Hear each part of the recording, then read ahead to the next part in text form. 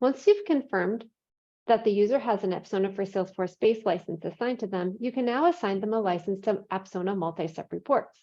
To do this, you will go to Installed Packages, click Manage Licenses next to Apsona multi-step reports, and then you'll add your user. Joe Smith, add. Next, you'll want to confirm that the user's profile has full access to the Apsona multi-step report object. To do this, you will need to search the quick find box for profiles,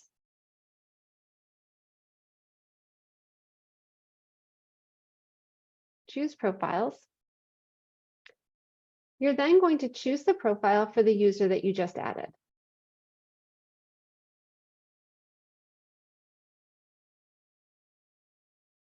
Standard user custom.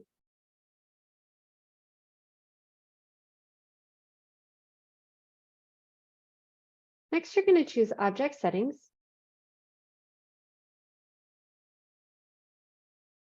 And then you're going to scroll down and find Apsona multi-step reports.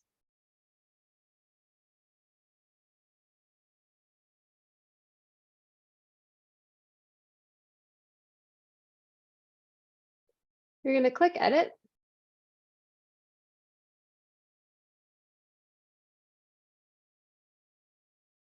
And then you're going to confirm that all of these are enabled. It looks like they are. I'm going to push Save.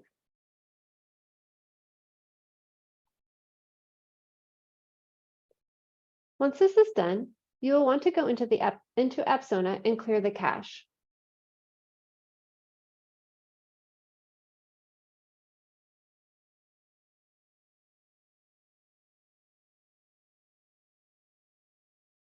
To clear the cache, you want to click Settings, Clear Cache.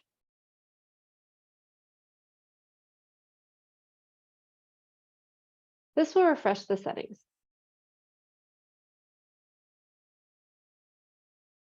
Once this is done, you should be able to access multi-step reporting from the Reporting Tools tab. Keep in mind that each user who you assign a license to will have to clear their own cache to gain access. If you have any questions, feel free to reach out to us at support@apsona.com.